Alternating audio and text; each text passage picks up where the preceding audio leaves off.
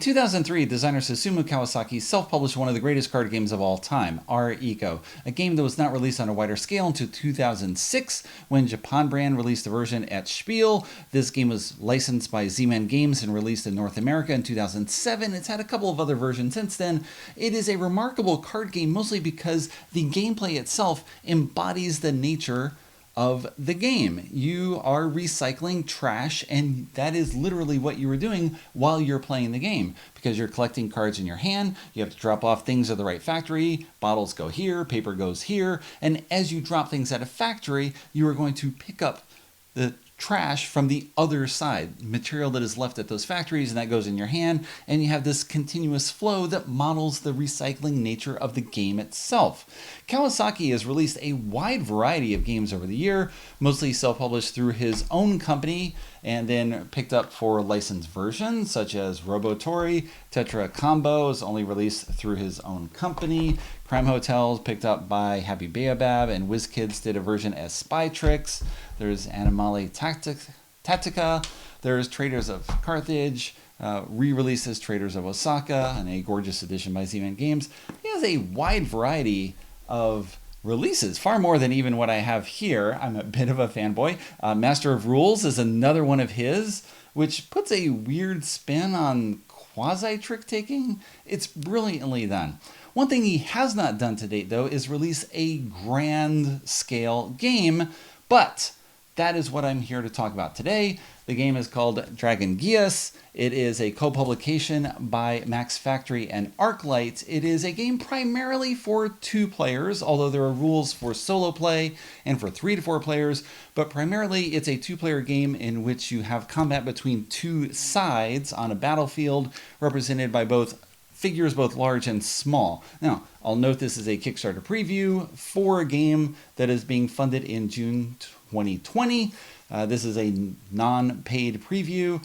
I'm doing this mostly because I love Susumu Kawasaki, and I was offered the chance to look at a mock-up of the game by Arclight, so let's do that. Here's the layout for Dragon Gyas, set up and ready to play for a 2-player game. On one side of the board, you have the Hex Gyas and its 7 supporting knights. On the other side, the Grand Dragon and 7 Dragon Newts. I'll note again, these are non-final components. This is a mock-up copy of the game sent for an advanced look, but the final game will include both cardboard standees, from which I've removed the plastic stand so you have a better view of everything from the overhead camera, as well as miniatures. I'm not using the miniatures in my overview video, mostly because I've discovered that I tend to knock them over while moving my hands around and trying to demonstrate the nature of gameplay, but I thought I'd highlight 2 of them here, such as the Helmdrake, which is one of the 7 Dragon Newts on the side of the Grand Dragon.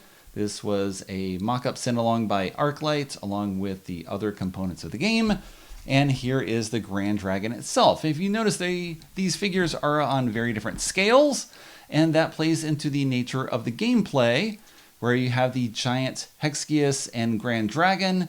They are the important characters. They are the figure that you are trying to take out on the other team.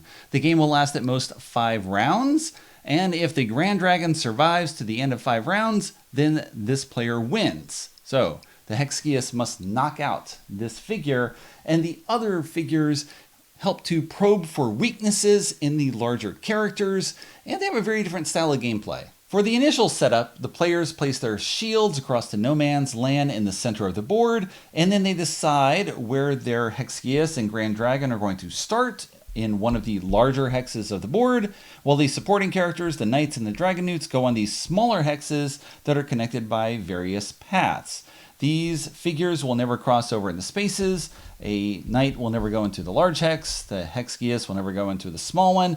And so you have this organized nature of play of supporting characters around this larger one that has a specific orientation with the numbers 1 to 5 around it. And these numbers come into play because during the initial setup, you also determine where you are going to set up your armor. You're going to have 3 places of armor around your character. You have 1 weak spot and 1 critical weak spot. Each player sets these up ahead of time, and you are trying to probe for the weakness of the character, because again, you must take out the larger character in order to win the game. You have two remaining elements for setup. One of those is choosing your supporting characters.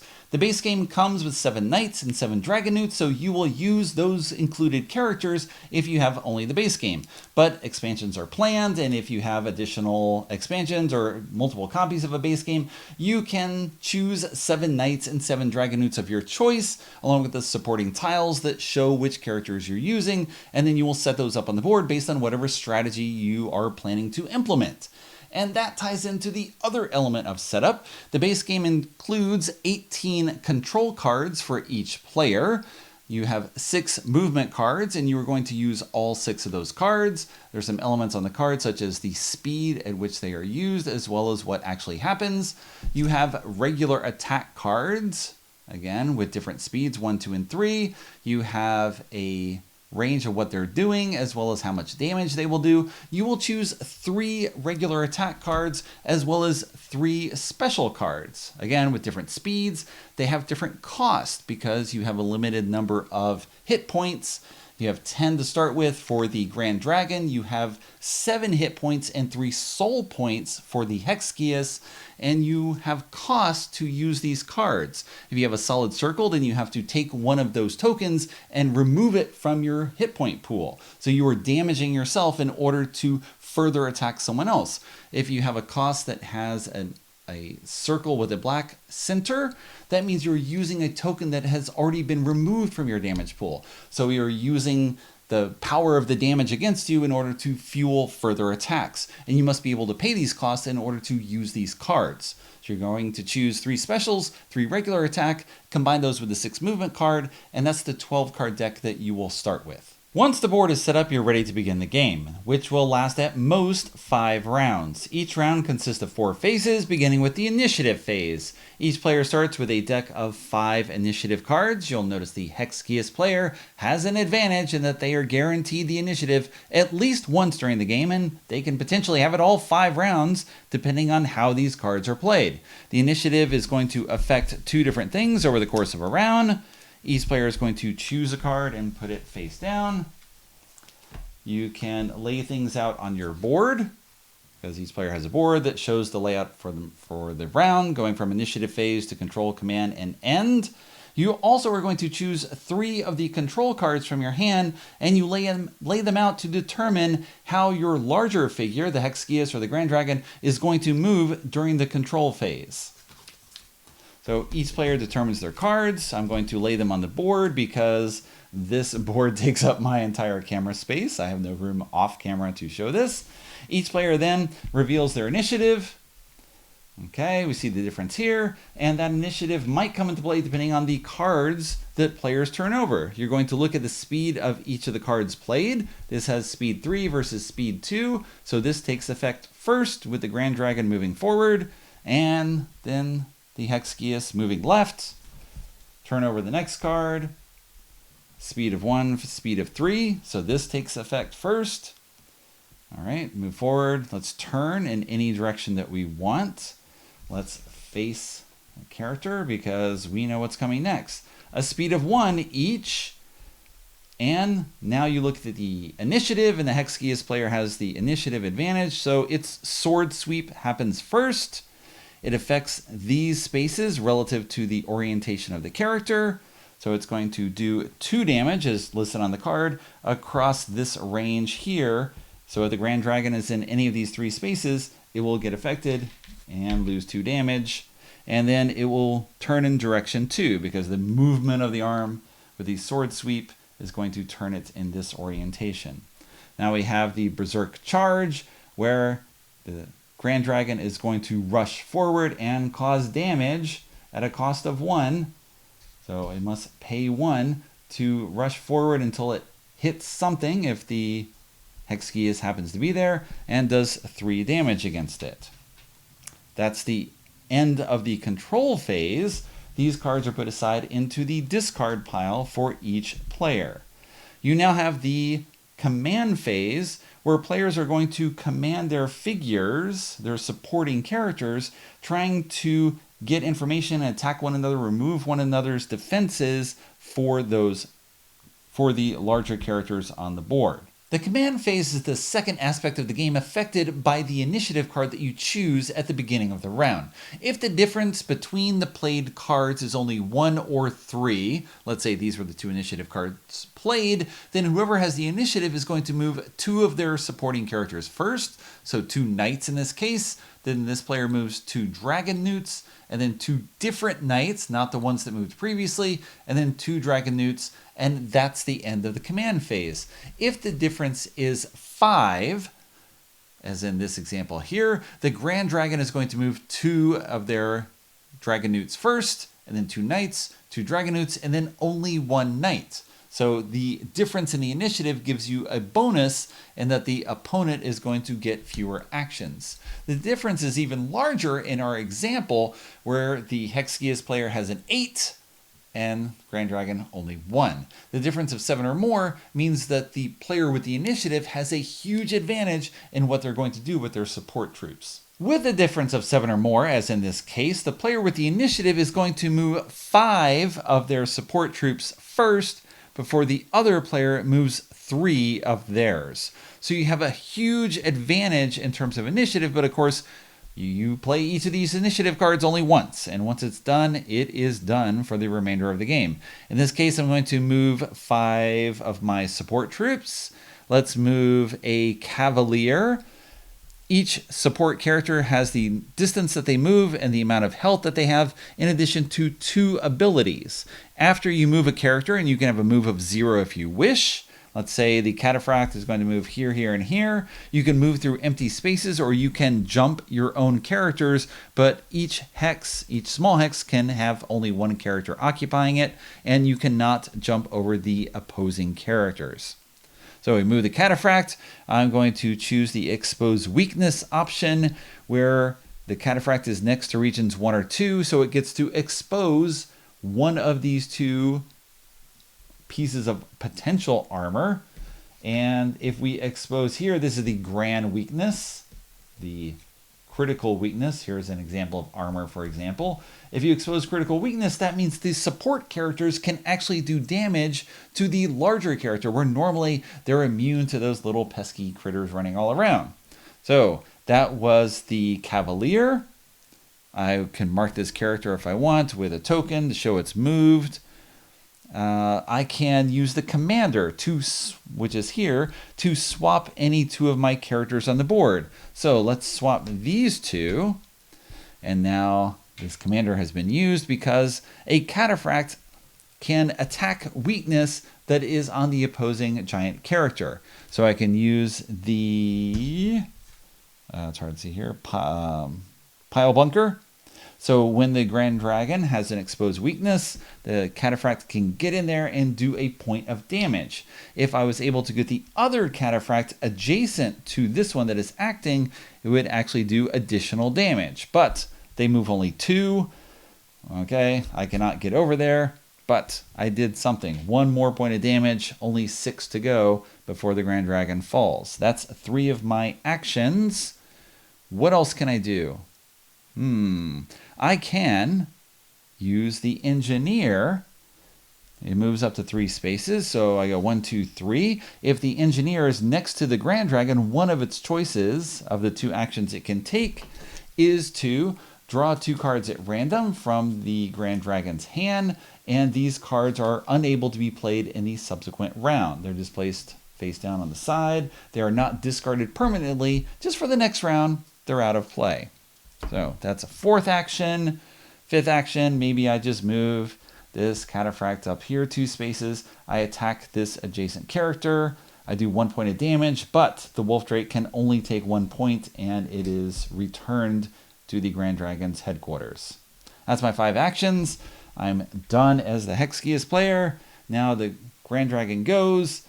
We've got different choices what we can do. The Regina Drake is essentially the medic. These 7 characters are identical. They just have different names for the different worlds they're in. The medic, well, it can heal a point of damage, or heal all damage from a character, although each of the characters in the base game has only 1 or 2 hit points, so some of them are gone as soon as you get 1 damage on them.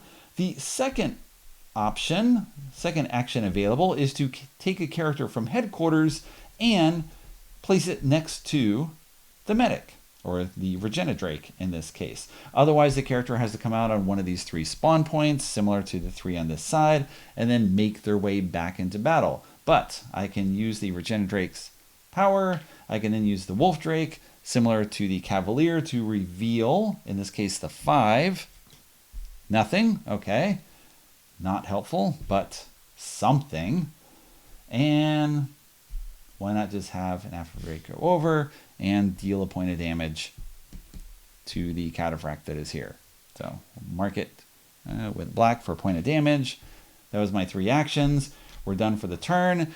The remainder of the turn, you have the end phase, where each player is going to choose 2 of the cards in their discard pile, return them to their hand. So whatever you have played in previous rounds, you're going to look through here and return 2 of these cards of your choice. The initiative card is gone. You're going to remove any marks to show who has taken actions on a turn, but other things stay, like the point of damage. Every character stays where they are. And now you're going to start the next round again by choosing initiative and then control cards based on what you have in your hand. The rounds continue until one of 2 things happens. If a player's large figure, the Grand Dragon or the Hex Gyas, is defeated, then that player loses. The Grand Dragon has 10 health. If all those health are gone, that player is out of the game. The Hex Gyas has 7 health and 3 soul markers, and those are differentiated because the Hex Gyas player has certain special attack cards that require the expenditure of soul, whether from their current hit point pool or in their discarded pool because they've already suffered an attack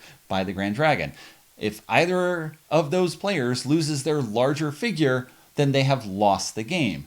The other way the game ends is at the end of 5 rounds. If the Grand Dragon is still alive, then that player wins. So the Hex Gyas player has the initiative advantage in terms of how they're playing cards, and that's to help them try to overcome the Grand Dragon. They have to be moving towards attack all the time. The Grand Dragon, one of its special cards is a flight card that lets it go anywhere on the board, but you have to have 6 tokens in from your health move to the discarded pool. So you must have been attacked already quite a bit, getting lower in health. Another one of your cards allows you, when you have 4 or fewer health, to power up the attack by some of your supporting dragon newts.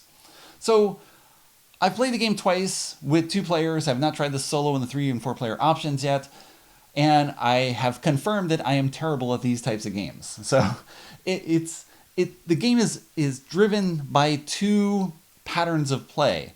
You have the programmed movements of your Hex Gyas or Grand Dragon, where you are determining initiative to try to give an overview, a little bit of what's going to happen with your supporting characters or how to break ties with your control cards, but you're programming 3 things in a row. So you have to picture what can happen.